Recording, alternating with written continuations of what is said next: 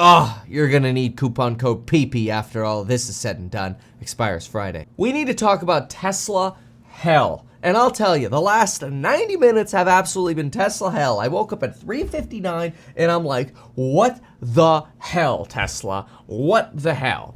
And now we're getting reports from the Shanghai Securities Journal that no, don't worry, the rumors about Tesla are false.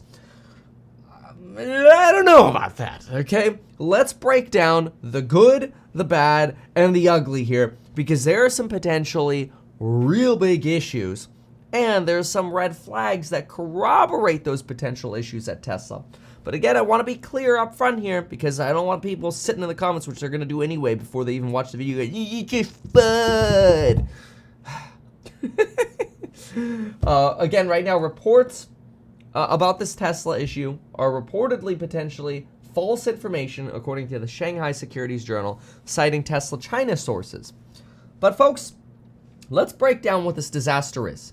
First, I'm going to start with the good, which is supposedly not fake news, and then we'll talk about what is potentially now fake news, such a disaster.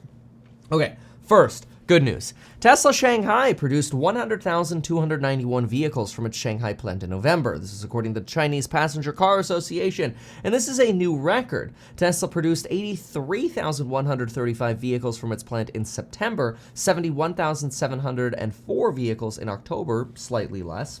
And if you add this up for the first 11 months of the year, this puts total Shanghai Tesla deliveries in excess of 650,000 vehicles, 655,069 to be exact. That is actually up a very solid growth rate of up 62.86% from last year. That's huge. That's over 50% growth. And remember, Shanghai is also an export hub, so this is a really great number. In fact, if we got another 100,000 vehicles delivered in December, we would be at 750,000 vehicles produced at Tesla Shanghai in just 1 year. Absolutely freaking phenomenal. In the first 11 months of 2021, we did just 402,000 vehicles. That would be almost twice as much. Absolutely insane. Really, really good news. Now keep in mind, Tesla Shanghai fulfills demand for both the European and Chinese markets. Generally, what happens is the first half of the quarter is reserved for export production. Then they shift gears and focus on local production. And this is where potentially we're starting to see issues. Reuters, whom Elon Musk has previously called fake news multiple times, and this story was echoed by Bloomberg, has come out to suggest that Tesla will cut Shanghai plant production by 20% as soon as this week, according to, quote, widespread reports, which those widespread reports were apparently started and rumored by 2 individuals unauthorized to speak on the matter. Now, this is very scary because the one thing that could really collapse Tesla's growth story is a lack of demand and potentially, therefore, a lack of PP or pricing power. If either of those things happens, or both of them happen together, the valuation for Tesla could collapse. And there are some red flags that indicate some of the demand for Tesla may be beginning to wane, although we as bulls like to explain this away. For example, Tesla is now offering a $3,750 price cut in the United States for anyone buying a Model 3 or Model Y before the year end. Now, that might be because many potential Tesla buyers are just waiting until January 1st, where you could get a tax credit of up to $7,500. The benefit of that $7,500 is it's basically twice as much as the $3,750. But if you take that tax credit buying it in January of 2023, you have to wait until 2024 to actually get it, right? Whereas if you take a $3,750 discount here in December, you get that right away. So you do have a little bit of a time value of money consideration there. But again, why do we need subsidies if demand in America is so strong? On top of this, we've got potential subsidies expiring in a lot of European countries at the same time as Berlin is struggling ramping. There are rumors circulating that people aren't showing up for work, that Giga Berlin has only hired 7,500 workers instead of the 12,000 it was expecting to hire by this point. Its production has substantially missed some of the glorious expectations that Elon Musk has set in its ramp, and some workers are describing Giga Berlin as utter chaos and people taking weeks worth of sick days because there's little to do at the factory. Now, those are just unconfirmed rumors and could just be straight up bashing and nonsense that makes no sense at all. But let's focus on some facts.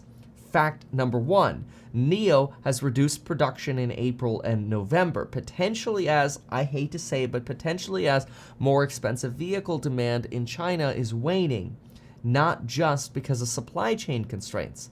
See, BYD is actually killing it. They sold a record of 230,400 all-electric and plug-in hybrid vehicles in November. That's up 153% versus a year earlier and up 5.8% versus October.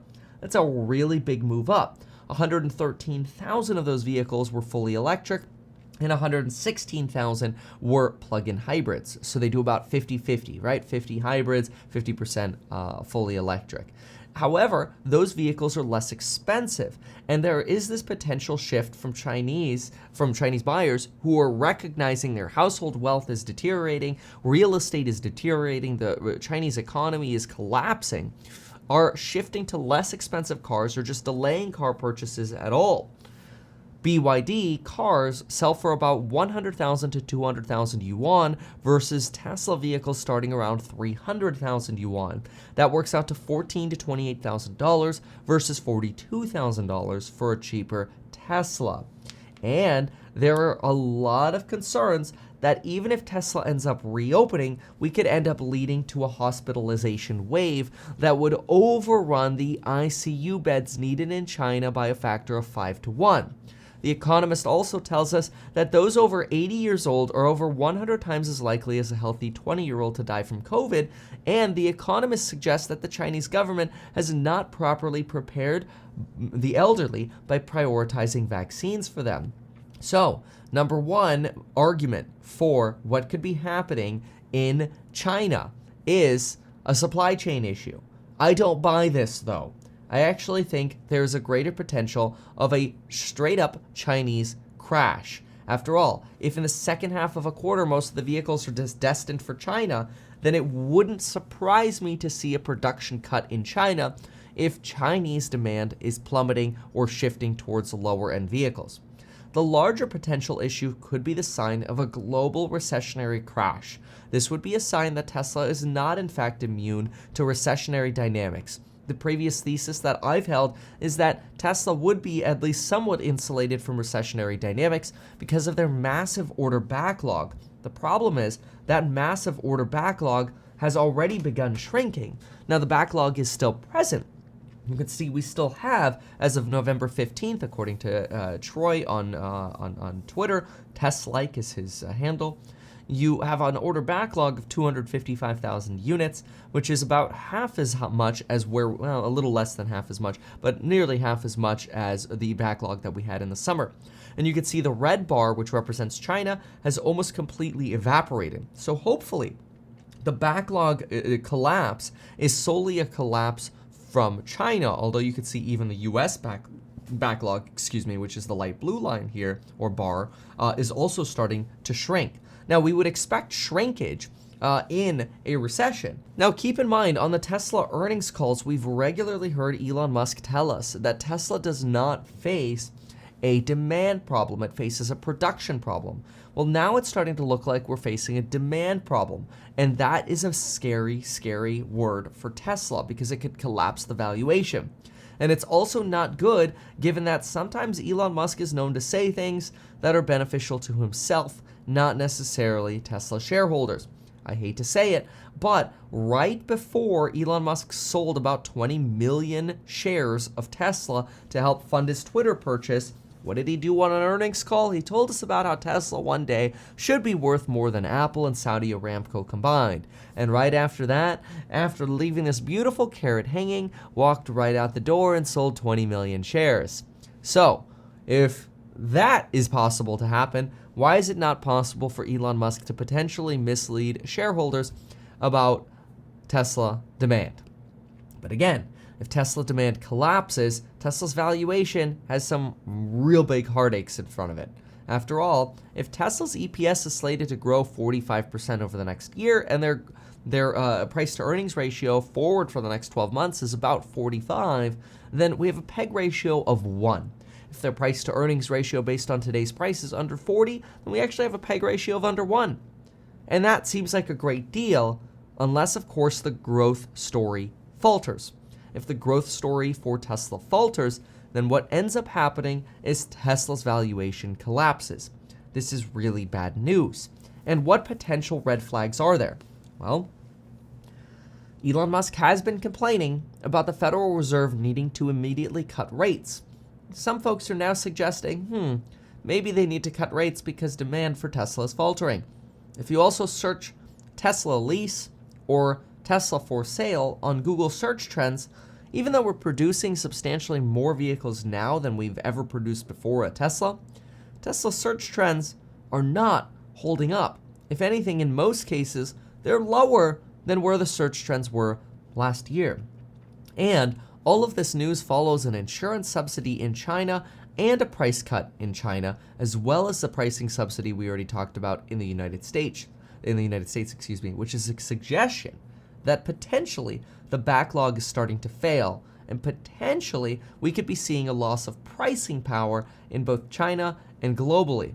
Now, the best thing that could happen here is that Elon Musk could reiterate any of this report about reduced production in China, which that appears to be what's happening now. It appears to be that Tesla China is coming out and saying that the media report of the December output cut at its Shanghai plant is untrue. This is breaking as of 30 seconds ago. This is coming out here, although about 12 minutes ago we did get a report that this was false information. Now we're getting information that this is just straight up untrue. So it looks like there's going to be a lot of drama evolving about this. I would expect some form of commentary from Elon Musk today. If this report is untrue and we produced 100,000 vehicles at Giga Shanghai, that would be very bullish as long as those vehicles are being sold. But I will tell you, Tesla's demand is being called into question right now. And this is potentially a red flag for Q4. Because even if it's untrue that production is not going to get cut in December, what if the demand story is beginning to falter? And rumors are starting to circulate that production will be cut in the future at Tesla. Remember, folks, where there's smoke, sometimes there can be fire. We'll see. Anyway, thanks for watching, folks, and good luck.